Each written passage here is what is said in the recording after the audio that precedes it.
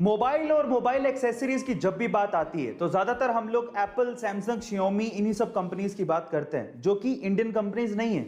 लेकिन इलेक्ट्रॉनिक्स की दुनिया में एक इंडियन ब्रांड बहुत तेजी से आगे बढ़ रहा है और इन विदेशी कंपनियों को टक्कर भी दे रहा है। मैं आपकी जानकारी के लिए आपको बता दूं कि पूरी ही दुनिया में एप्पल, हुआई, शियोमी और सैमसंग के बाद ये इंडियन ब्रांड पांचवा सबसे ज्यादा यूज किया जाने वाला ब्रांड बन चुका है। इस ब्रांड का नाम है बोट। जी हां गाइस, बोट एक इंडियन ब्रांड है जिसे समीर मेहता और अमन गुप्ता ने 2015 में मार्केट में उतारा था। गाइस, आपको ये अमेजिंग इंफॉर्मेशन कैसी लगी और क्या आपको भी अभी as an Indian proud feel हो रहा है? चैट सेक्शन में जरूर लिखिए।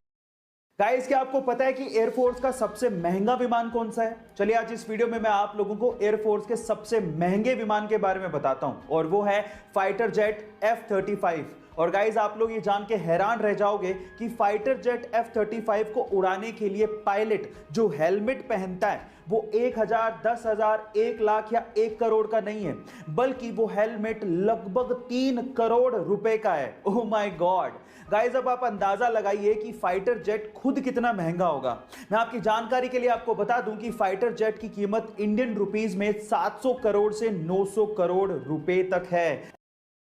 कोका कोला कंपनी, इसे आज कौन नहीं जानता है। पूरी दुनिया में 500 से ज्यादा बेवरेज ब्रांड्स कोका कोला अकेले सेल करती है।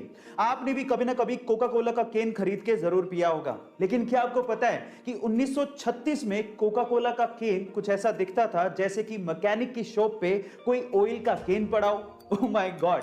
लेकिन आप लोग सोच रहे होंगे 1936 में अगर केन आता था तो कोका कोला कितनी पुरानी कंपनी है। मैं आपकी जानकारी के लिए आपको बता दूं कि कोका कोला 29 जनवरी 1892 में शुरू हुई थी, वो भी यूनाइटेड स्टेट्स में। आपको ये जानकारी कैसे लगी चैट सेक्शन में जरूर लिखिए।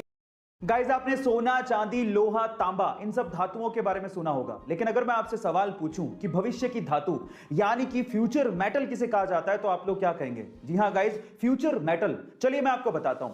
फ्यूचर मेटल यानी कि भविष्य की धातु कहा जाता है टाइटेनियम को। और उसके पीछे का रीजन यह है कि टाइटेनियम स्टील के जितना स्ट्रॉन्ग है, लेकिन मजे की बात यह है कि स्टील से 45% तक हल्का है। इसके अलावा इस पे जंग भी नहीं लगती है। और सबसे बढ़िया बात यह है कि ये अर्थ पे नोवा सबसे ज्यादा पाए जाने वाला धातु है।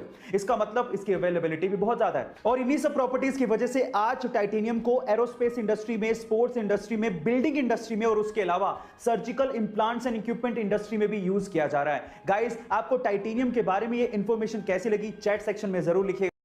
आईपीएस के फाइनल इंटरव्यू में पहुंचे एक बंदे को अंग्रेजी भाषा में थोड़ी प्रॉब्लम थी, तो इंटरव्यूअर ने उन्हें कहा कि तुम्हें अंग्रेजी नहीं आती, तुम प्रशासन कैसे चलाओगे? तो बंदा सोच में पड़ गया।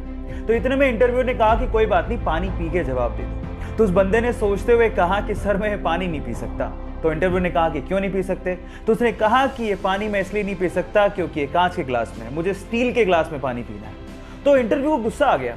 उसने कहा कि पानी का ग्लास से क्या लेना देना? तो उस बंदे ने कहा कि सर यही तो मैं कह रहा हूं, जैसे कि पानी इंपॉर्टेंट है, ग्लास नहीं, वैसे ही मेरी कार्य शक्ति इंपॉर्टेंट है, भाषा नहीं। और फाइनली इस जवाब के बदौलत उनका सिलेक्शन हो गया। और ये रियल घटना, और उस बंदे का नाम है आईपीएस मनोज कुमार शर्मा। गाइज, आप लोगों का इसके बारे में क्या सोचना है चैट सेक्शन में लिखना मत भूलिएगा।